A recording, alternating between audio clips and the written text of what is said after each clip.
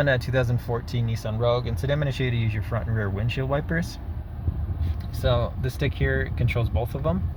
So as we spin it, this controls the speed of the front, and if you push this, that gets it started, and you pull it down, it'll just stay at the preset you've got. Go back to off, and you can see it shows the measurements here. And then this controls your rear. So as you spin this, it'll make it go whichever setting you prefer.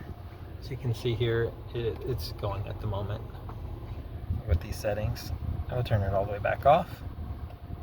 But that's it. And then if you push it, you can make it spray liquid as well. But I hope this was helpful, and I hope you have a wonderful rest of your day.